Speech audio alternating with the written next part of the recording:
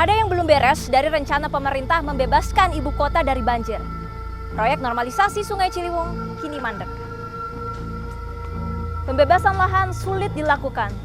Apa saja sebetulnya persoalan yang ada di lapangan? Inilah penelusuran kami di balik sulitnya normalisasi Sungai Ciliwung.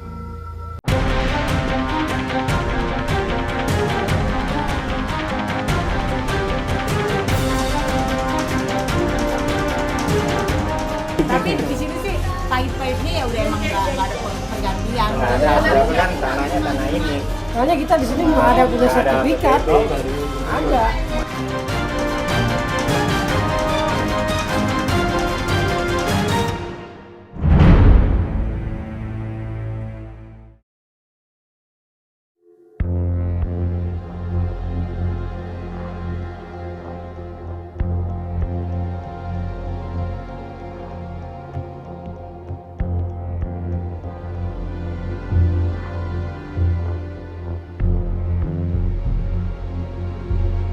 Jakarta terancam terkepung banjir.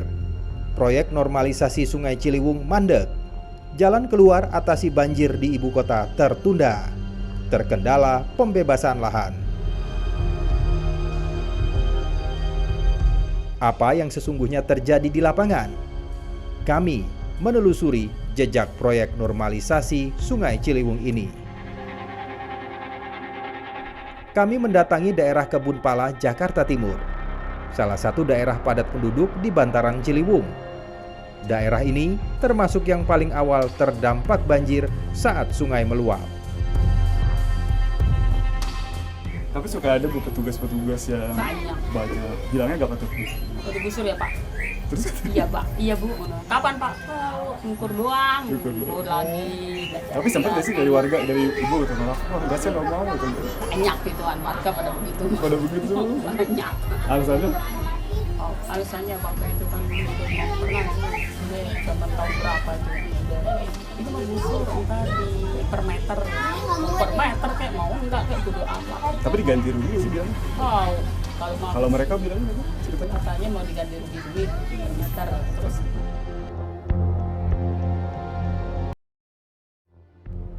Warga lain di daerah ini juga berpikir yang sama. Selama ini, mereka menempati rumah di bantaran sungai tanpa surat resmi. Warga memilih bertahan di daerah aliran Sungai Ciliwung.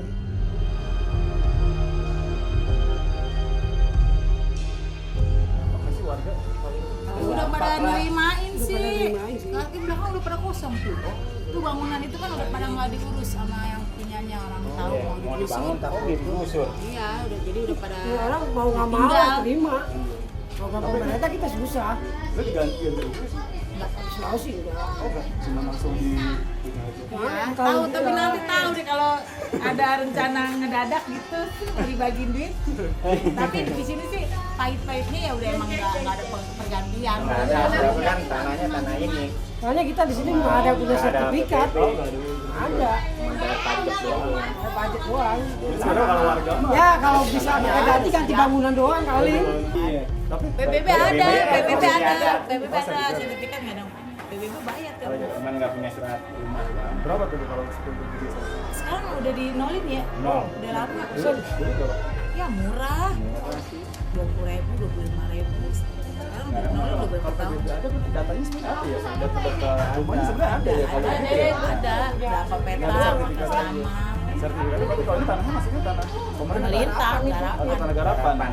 Garapan masuknya.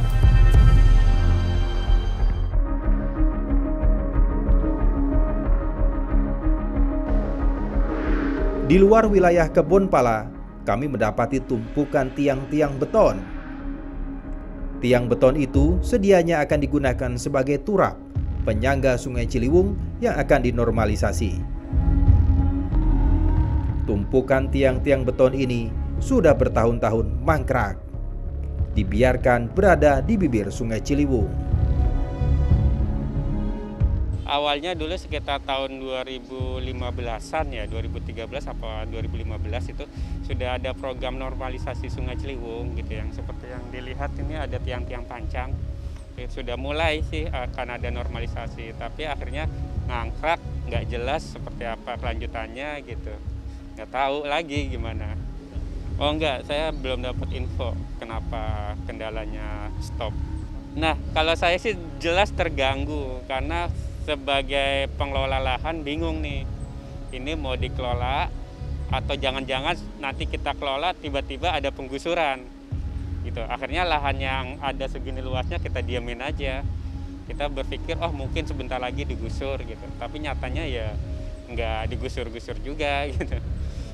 Ya kalau dibilang mengganggu sih tidak, karena posisinya ada di pinggir bibir sungai gitu ya. Justru sebenarnya lebih safety aman supaya nggak longsor gitu ya kalau yang di bibir sungai. Tapi ada beberapa tiang pancang yang ditaruh di tanah-tanah warga. Nah itu yang jelas mengganggu. Itu dari tahun berapa?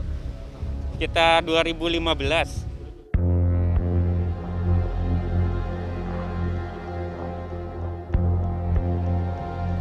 Tiang beton sisa normalisasi juga terdapat di wilayah Manggarai, Jakarta Selatan.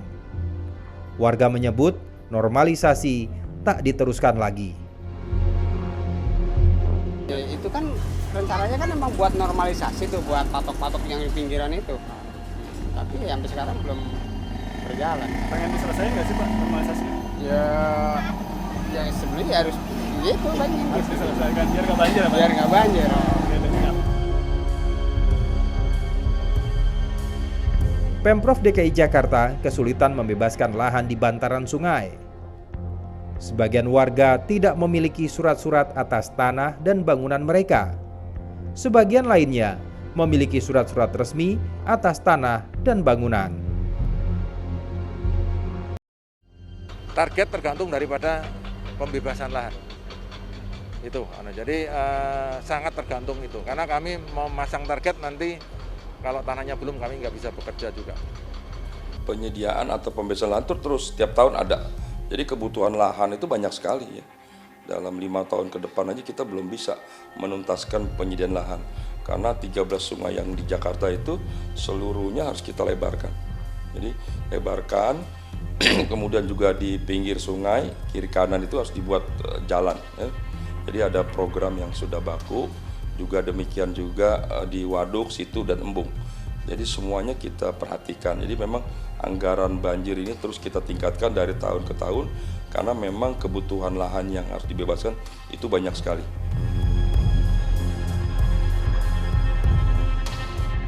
Normalisasi Sungai Ciliwung sesungguhnya bukan proyek baru.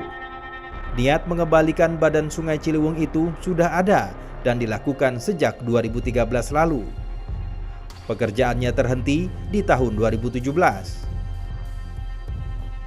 Dari target panjang 33 km proyek normalisasi Ciliwung, hasilnya baru 16 km yang selesai. Proyek normalisasi sungai yang kini tak berjalan normal.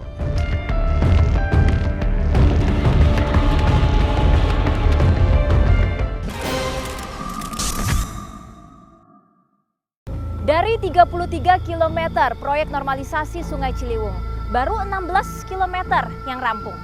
Hal ini memunculkan persoalan. Sebagian warga yang tergusur dari bantaran sungai belum menerima hak-hak mereka. Padahal mereka sudah memenangkan gugatan class action di pengadilan. Lantas bagaimana dengan nasib mereka?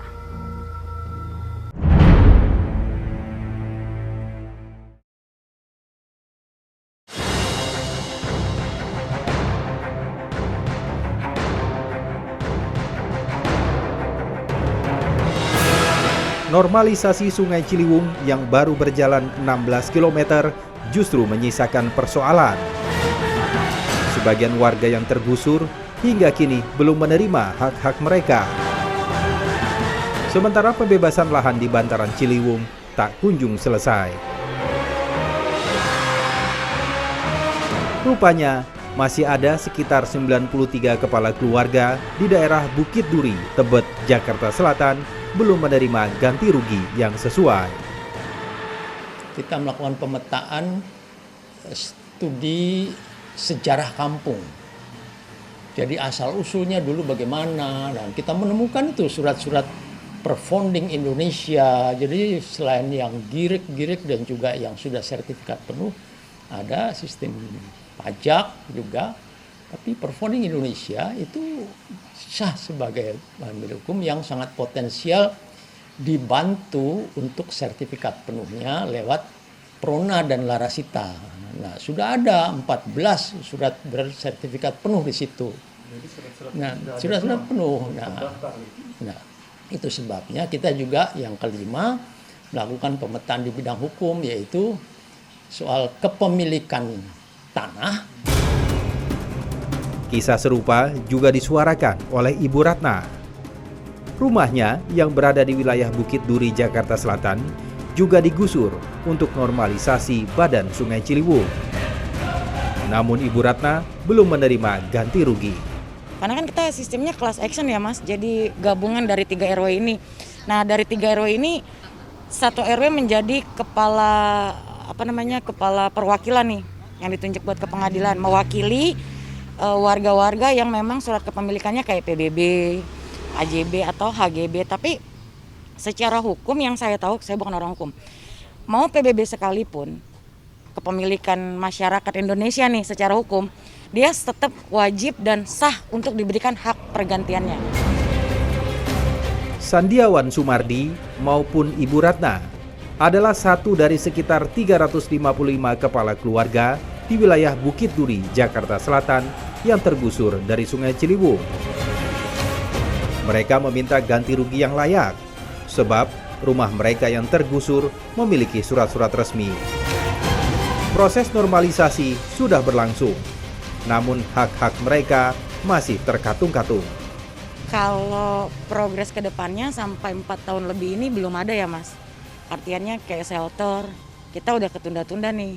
Terus harusnya posisi kita bukan di shelter, tapi kampung susun yang kita kesepakati waktu pengajuan sama Pemprov sampai sekarang juga belum ada. Nah semua warga yang digusur, yang ikut dalam proses gugatan, walaupun menang, ya dia tetap ngontrak aja sampai sekarang selama 4 tahun lebih.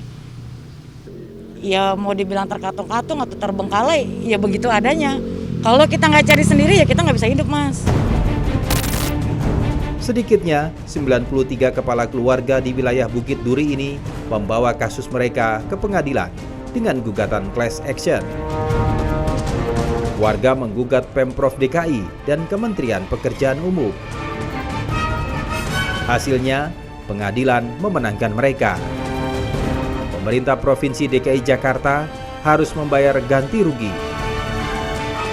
Ternyata Gubernur Anies Baswedan sesudah Gubernur Basuki Cahayapurnama dan Pak Jarot itu berganti, Gubernur Anies Baswedan ingin memenuhi itu, bahkan menjadikan bangunan kampung susun manusia Bukit Duri yang diusulkan oleh komunitas warga Bukit Duri itu sebagai proyek percontohan ketika itu.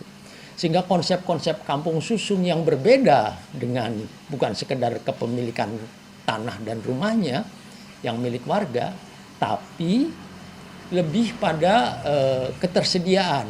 Jadi rumah susun itu bukan hanya untuk tidur atau tempat tinggal, tapi juga untuk bekerja. Ada ruang ekologi, ada ruang untuk usaha, dan ada juga ruang untuk sosial ya, semacam tempat pertemuan. Juga ada musolanya, ada apanya, begitu lebih lengkap ya. Jadi sesuai dengan kebutuhan. Seperti waktu kampung Bukit Duri itu ada, cuma dibuat lebih tertib, lebih modern sedikit pengelolaannya. Kini harapan warga mendapat ganti rugi yang layak terancam. Salah satu pihak yang jadi tergugat, Balai Besar Wilayah Sungai Ciliwung Cisadane, di bawah Kementerian Pekerjaan Umum dan Perumahan Rakyat, melakukan kasasi ke Mahkamah Agung. Pemerintah DKI sendiri tetap optimis normalisasi Sungai Ciliwung berjalan lagi tahun ini. Lebih dari 781 miliar kita anggarkan untuk penyediaan lahan terkait di bantaran sungai, termasuk program tadi naturalisasi dan normalisasi. Itu memang kita anggarkan lahannya, nanti bantuan dukungan dari pemerintah pusat terkait seat file-nya juga dibantu, kami sendiri mempersiapkan naturalisasinya dan program-program lainnya.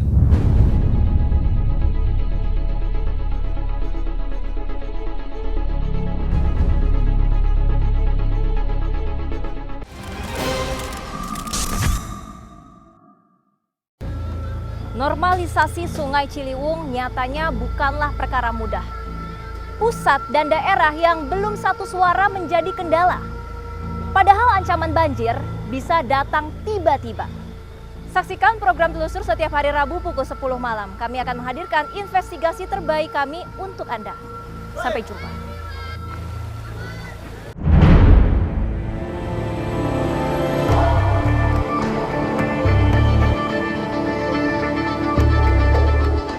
Selain persoalan pembebasan lahan, mangkraknya kelanjutan proyek normalisasi Sungai Ciliwung disebut-sebut lantaran DKI dan pusat belum satu suara. Yang sudah sepakati antara pemerintah pusat dan daerah, di mana fokus ke 4 sungai dahulu, yaitu Ciliwung, Pesanggaran, Angge, dan Sunter dalam 4 tahun ini, sehingga anggaran seluruhnya difokuskan untuk pembenahan, yaitu pembebasan lahan, merelokasi warga ke rumah susun, dan menata ulang tepi bantaran sungai tersebut. Entah itu mau digunakan naturalisasi atau normalisasi atau kedua-duanya. Yang pasti keempat sungai tersebut dapat selesai ditata ulang sampai dengan tahun 2022. Pusat beranggapan pelebaran daerah aliran Sungai Ciliwung yang telah dilakukan di sepanjang 16 km dari target 33,69 km itu sebagai normalisasi. Sedangkan DKI ingin pembenahan Sungai Ciliwung lebih menekankan pada prinsip kembali ke alam. Itu kesalahan terbesar kita orang Indonesia itu mempercayakan kepengelolaan sungai, tata kelola sungai ini kepada tukang bangunan. Kami melihat bahwa BBWS, Kementerian PU ini cuma orang engineering, ya mereka bikin bangunan yang kuat 100 tahun ya mereka jagonya, tapi ini ngurus sungai ada ekosistem, ada kultur, ada masyarakat, ada budaya, ada banyak kehidupan yang akan dihilangkan, digusur oleh betonisasi sungai ini. Hingga kini, geliat proyek normalisasi Ciliwung belum terlihat. Sedangkan pemandangan di sepanjang aliran Sungai Ciliwung tampak begitu-begitu saja, seperti minim pembenahan. Kalau kabar-kabar burungnya sih akan dilanjutkan lagi, termasuk juga wilayah depan saya itu akan dibuat saringan sampah yang seperti di Manggarai. Itu sudah disurvei dari kelurahan, kecamatan, tata air, LH, lingkungan hidup, dan segala macam. Nah, kelanjutannya mungkin ke arah sini, ke wilayah saya, gitu, normalisasinya. Sejauh ini untuk kelanjutannya, tanggal pastinya kapannya sudah ada informasi? Belum. Belum ada. Tapi gambarannya, proyeksinya ini sebagai program prioritas ya. Targetnya justru sebenarnya 2020 ini sudah harus ada pembebasan. Gambarannya seperti itu, beritanya seperti itu. Sejauh ini belum ada. Tapi belum ada juga. Itu kan rencananya kan memang buat normalisasi tuh, buat patok-patok yang di pinggiran itu. Tapi sampai sekarang belum berjalan. Pengen diselesaikan nggak sih Pak normalisasinya? Ya sebenarnya harus gitu kan. Harus diselesaikan biar nggak banjir ya Pak? Biar nggak banjir. Di kawasan perkotaan, idealnya bantaran pada sungai yang tidak bertanggul, minimal selebar 10 meter. Untuk sungai dengan kedalaman 3 meter atau kurang. Sekarang, bandingkan teori itu dengan fakta di lapangan. Bisa dibayangkan, sampai kapan kira-kira pembenahan sungai ini bakal tuntas? Pemukiman pinggir kali itu udah nggak memadai, itu udah nggak, istilahnya udah nggak ideal itu. Perumahan-perumahan pinggir kali itu mesti digusur, karena kan mesti disitpal Pak. Mesti disitpal. Contoh Kali Angke, itu kalau nggak disitpal, itu kan masih disit. Bapak cek sitpalnya deh di Puri Mansion tuh.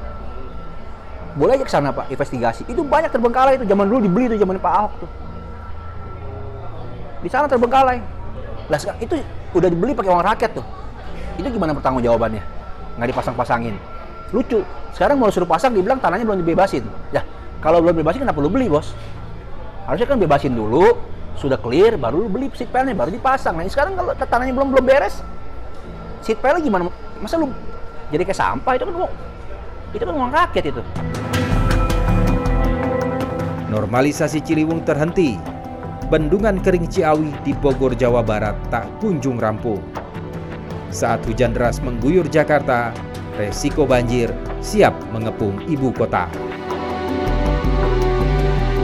Nanam pohon rebuisasi itu juga sangat rebuisasi dalam rangka konservasi, sehingga semua ini saya lihat sudah bergerak, insya Allah